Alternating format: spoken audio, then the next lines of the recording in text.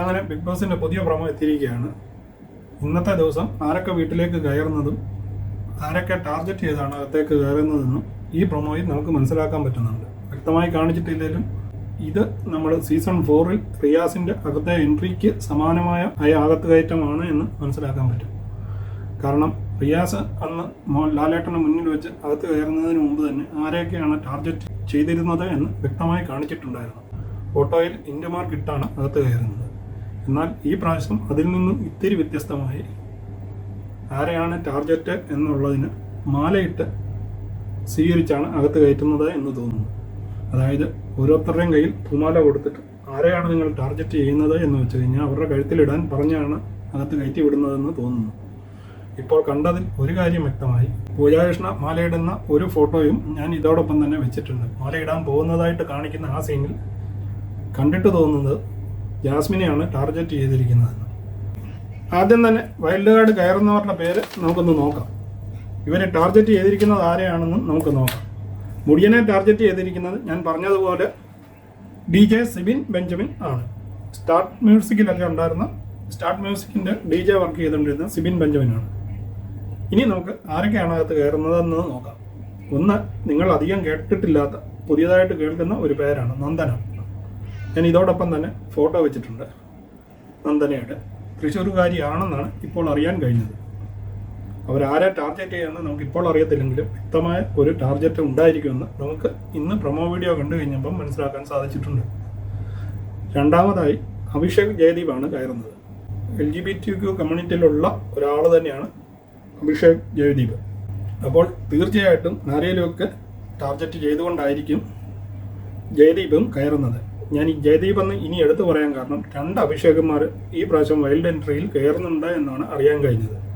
അടുത്തൊരു അഭിഷേക് ശ്രീകുമാർ എന്ന വ്യക്തിയാണ്. ഇപ്പോൾ LGBTQയിലെ ആളാണ് കയറുന്നതെങ്കിൽ ഈ അഭിഷേക് ശ്രീകുമാർ LGBTQവിന് എതിരായിട്ട് സംസാരിക്കുന്ന ഒരു വ്യക്തിയാണ്. അപ്പോൾ തീർച്ചയായിട്ടും അകത്ത് ഈ 2 അഭിഷേകന്മാരുടെയും കൊമ്പ് കോർക്കൽ ഉണ്ടാകുമെന്നും നമുക്ക് ഉറപ്പിക്കാൻ പറ്റും. അടുത്തത്, നമുക്കെല്ലാവർക്കും യൂട്യൂബിൽ വർക്ക് ചെയ്യുന്ന എല്ലാവർക്കും അറിയാവുന്ന സീക്രട്ട് ഏജന്റ് എന്നറിയപ്പെടുന്ന സായി കൃഷ്ണ.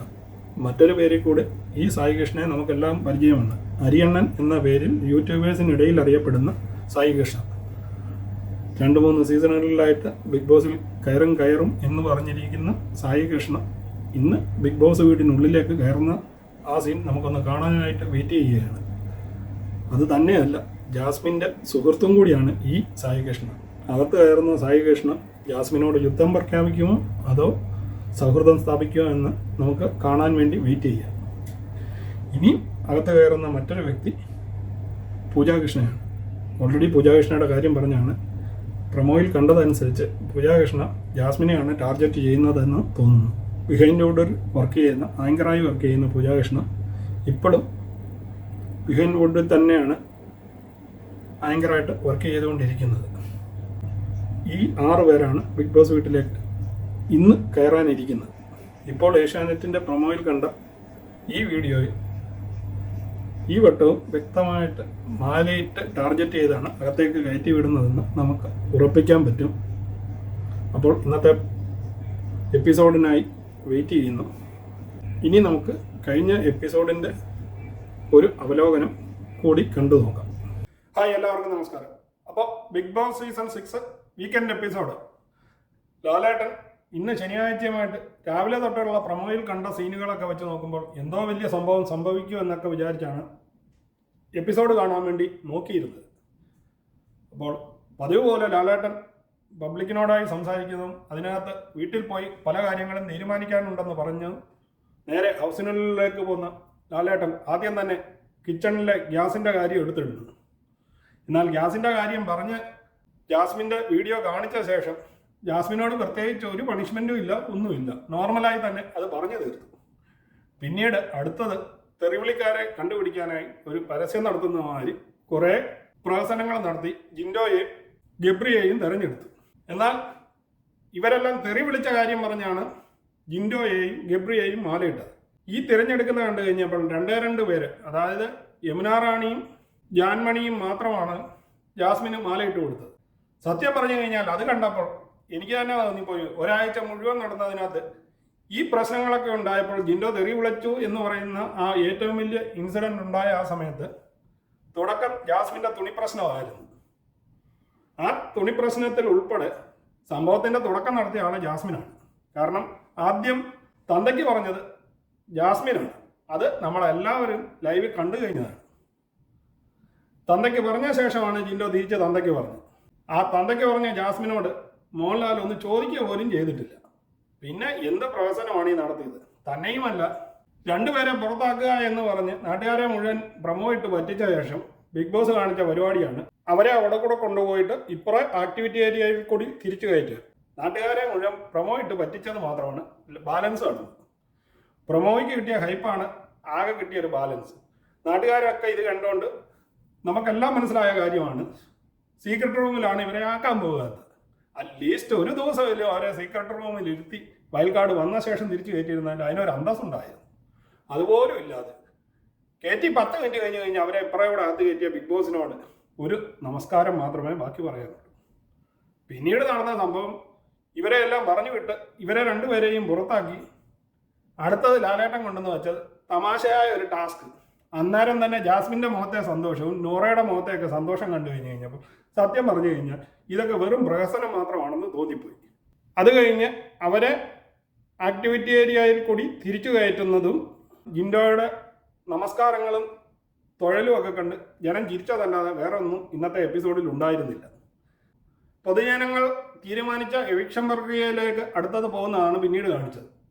ഈ എവിക്ഷൻ പ്രക്രിയയിൽ ഈ 3 പേരെ സേവ് ചെയ്യുന്ന വിധം സത്യം പറഞ്ഞു കഴിഞ്ഞാൽ ഇന്നത്തെ എപ്പിസോഡ് തീർക്കാൻ വേണ്ടിയുള്ള ഒരു രംഗം മാത്രമേ എനിക്ക് തോന്നിയുള്ളൂ. കാരണം ഈ 3 പേരെ അവിടെ സേഫ് ഗെയിമിൽ ഇരുത്തുവാൻ വേണ്ടി ബിഗ് ബോസ് വലിയ നീണ്ടൊരു പ്രൊസീജിയറാണ് അവിടെ കാഴ്ചവെച്ചത്. നമ്മൾ കുലുക്കുത്തി കാണുന്ന മാതിരിയുള്ള കട്ടയെടുത്ത് കറക്കുക, കറക്കുന്നതിൽ വീഴുന്ന നമ്പർ ആരുടെയാണോ ആ ഫ്രെയിമിൽ കാണുന്ന നമ്പറിലുള്ള കവർ ചെയ്ത ഫോട്ടോ ഓപ്പൺ ചെയ്ത് ആരാണെന്ന് കണ്ട് അവർക്ക് ഒരു റോസപ്പൂ കൊണ്ട് കൊടുക്കുക. അതോടുകൂടി അവർ സേവ് ആകും. വേറെ ഒന്നും അതിനകത്ത് കാണിച്ചിട്ടില്ല. ചുമ്മാ സമയം കളയാൻ വേണ്ടി ഒരു ടാസ്ക് മാത്രം. പിന്നെ ഇതിനകത്ത് അറിയേണ്ട ഒരു കാര്യമുണ്ട്. നോറ എവിക്ഷനിൽ നിന്നും രക്ഷപ്പെട്ട ആ സീൻ ഇവിടെ ആ യമുന റാണി പുറത്തായതിൽ ഉള്ളുകൊണ്ട് സന്തോഷിക്കുന്നുണ്ടെങ്കിലും പുറത്ത് കാണിക്കാൻ വേണ്ടിയെങ്കിലും യമുന റാണിക്ക് ഒപ്പം നിൽക്കുന്ന ആ സാഹചര്യത്തിൽ താൻ രക്ഷപ്പെട്ടല്ലോ എന്നോർത്ത് മുറിക്കകത്തേക്ക് ഓടുന്ന നോറയുടെ പുറകെ ക്യാമറയും പോകുന്നുണ്ടെന്നുള്ളത് ജനങ്ങളെ നോറയുടെ സ്വഭാവം കാണിക്കാൻ വേണ്ടി മാത്രം കാണിച്ച ഒരു പരിപാടിയാണ്. കാരണം അകത്ത് വാഷ്റൂമിൽ പോകുന്ന നോറ ബിഗ് ബോസിന്റെ താങ്ക്സ് പറഞ്ഞുകൊണ്ട് അവിടെ ചിരിച്ചുകൊണ്ട് നിൽക്കുകയാണ്. അപ്പം നോറ പ്രത്യേകിച്ച് താൻ രക്ഷപ്പെട്ടതിലുള്ള ആഹ്ലാദം മാത്രമേ ഉള്ളൂ. യമുന റാണി അല്ല, ഇനിയും ബിഗ് ബോസ് വരെ ഇറങ്ങിപ്പോയാലും നോറയ്ക്ക് പ്രശ്നമൊന്നുമില്ല എന്ന രീതിയിലാണ് നോറ നിൽക്കുന്നത്. അതിനകത്ത് ആദ്യം തന്നെ അൻസിബയെയും ശ്രീധുവിനെയും ഗബ്രിയെയും സേഫാക്കി ഇരുത്തുന്ന ലാലേട്ടനെയും അതിനുശേഷം ബാക്കി വന്ന 3 പേര് യമുന, നൂറ, മുടിയൻ, ഇവരെ 3 പേരെയും ഡയറക്റ്റായിട്ട് വെളിയിൽ കൊണ്ടുപോയി 3 ബോക്സുകളിൽ ചായങ്ങൾ വെച്ചിരുന്നത്. അതായത് സീസൺ 4 അഖില് പുറത്തായ അതേ കണ്ടീഷനിൽ ഒരു ബോക്സിനുള്ളിലെ കാർട്ടൂണിൽ കൈയിട്ട് അതിനകത്ത് റെഡ് കളർ വരുന്നവരെ പുറത്താകുമെന്ന് പറഞ്ഞ് മുടിയനെയും നോറയെയും യമുനയെയും നിരത്തി നിർത്തിയ ശേഷം ബോക്സിനുള്ളിൽ കൈയിടുന്നതിൽ യമുന റെഡ് കളർ മുക്കി കൈയെടുത്ത് പുറത്താകുന്ന സീനാണ് കാണിച്ചത്. ഏറ്റവും വലിയൊരു നാടകം. യമുന റെഡ് കളറിൽ കയ്യിൽ മുക്കി വെളിയിലെടുത്ത ശേഷം ജാൻമണിയുടെ കരച്ചിലും നിലത്തെ വീണ് കിടന്നുള്ള നെഞ്ചത്തടിയുമായിരുന്നു അതിഭയങ്കരമായ ഒരു സംഭവം. സത്യം പറഞ്ഞു കഴിഞ്ഞാൽ വല്ല ആക്സിഡന്റിൽ നടന്ന് സഡൻലി ആരെങ്കിലും മരണപ്പെട്ട് വീട്ടിൽ കൊണ്ടുവരുമ്പോൾ വീട്ടിലുള്ള ബന്ധുക്കാർ വീണ് നിലത്ത് നെഞ്ചത്തടിച്ച് കരയുക എന്ന് കേട്ടിട്ടുണ്ട്. അതേ ഒരു സിറ്റുവേഷൻ അവിടെ ആരാണ്ട് ചത്തുപോയിട്ട് ജാൻമണി നിലത്ത് വീണ് കിടക്കുന്ന മാതിരിയുള്ള ആക്ടിങ് കണ്ടു കഴിഞ്ഞ് കഴിഞ്ഞപ്പോൾ കണ്ടിരുന്ന പ്രേക്ഷകർക്ക് അറിയാതെ ചിരിപൊട്ടിപ്പോയി എന്ന് വേണം കരുതാൻ. കാരണം ഇതിനും വേണ്ട നിലത്ത് വീണ് കിടന്ന് കരയാൻ എന്താണ് സംഭവിച്ചതെന്ന് ആർക്കും ഒരു പിടിയിട്ടില്ല. കണ്ടിരുന്ന എനിക്ക് 2 പ്രാവശ്യം റിപ്പീറ്റ് അടിച്ച് നോക്കേണ്ടി വന്നു ജാൻമണിയുടെ ഈ കരച്ചിൽ കണ്ട്. ഏറ്റവും ഭയങ്കരം സീൻ കഴിഞ്ഞ ശേഷം ജാൻമണിയെ മെഡിക്കൽ റൂമിലേക്ക് വിളിക്കുന്ന കണ്ടു കഴിഞ്ഞ് കഴിഞ്ഞപ്പോൾ ജാൻമണിയുടെ ആ അവസ്ഥ ഓർത്ത്, ആ നാടകം ഓർത്ത്, അതായത് ഈ ആഴ്ച തന്നെയായിരുന്നു വേറൊരു ബോധംകടിയിൽ അവിടെ നടത്തിയത് ജാൻമണി. പിന്നെ എല്ലാവരും പ്രതീക്ഷിച്ചിരുന്ന മാതിരി ജാൻമണിയുടെ ബാക്കിനെ കുറിച്ചൊന്നും ലാലേട്ടൻ ഈ എപ്പിസോഡിൽ ഒന്നുമേ പറഞ്ഞിട്ടില്ല. ഒരുപക്ഷെ നാളെ പറയുമായിരിക്കും. അതേമാതിരി തന്നെ ലാലേട്ടൻ വയൽക്കാടിനെ പറ്റി പറഞ്ഞിട്ടുണ്ട് 6 പേർ അകത്ത് കയറുമെന്ന്. അതും ഇന്ന് കാണിച്ചിട്ടില്ല. പിന്നീട് ഇന്നത്തെ എപ്പിസോഡിൽ പ്രത്യേകിച്ചൊന്നും നടന്നിട്ടുമില്ല. അതായത് ഇവരെ രണ്ടുപേരെ മെയിനായിട്ട് നടന്ന ഇവരെ രണ്ടുപേരെയും പുറത്താക്കി അപ്പുറേ കൂടെ കൊണ്ടുപോയി ഇപ്പുറേ കൂടെ കൊണ്ടിരുന്ന ഒരു പ്രക്രിയ മാത്രമാണ്. യമുന ഔട്ടായിട്ടുമുണ്ട്. ഇത് മാത്രമാണ് ഇന്ന് ബിഗ് ബോസ് ഹൗസിൽ നടന്നിട്ടുള്ള കാര്യം. ശരിക്കും പറഞ്ഞു കഴിഞ്ഞാൽ പ്രേക്ഷകരെ മണ്ടരാക്കി എന്ന് വേണം പറയാൻ. അറ്റ്ലീസ്റ്റ് ഒരു ദിവസമായാലും പുറത്ത് നിർത്തിയിരുന്നെങ്കിൽ അകത്തുള്ളവരുടെ ഈ ആക്ടിങ്ങിന്റെ സത്യം ഇവരെ അറിയിക്കാനെങ്കിലും പറ്റിയേനെ. അറ്റ്ലീസ്റ്റ് ആ ഗബ്രിയെങ്കിലും ജാസ്മിന്റെ തനിമുഖം ഒന്ന് കാണിക്കാൻ വേണ്ടി ഇതുകൊണ്ട് പറ്റിയേനെ.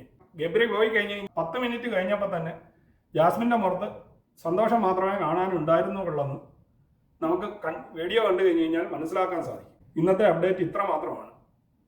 നിങ്ങൾക്ക് ഈ വീഡിയോ ഇഷ്ടമായെങ്കിൽ ചാനൽ ലൈക്ക് ചെയ്യാനും സബ്സ്ക്രൈബ് ചെയ്യാനും മറക്കാതിരിക്കുക. അടുത്തൊരു വീഡിയോയിൽ കാണുന്നതുവരെ എല്ലാവർക്കും ഗുഡ് ബൈ.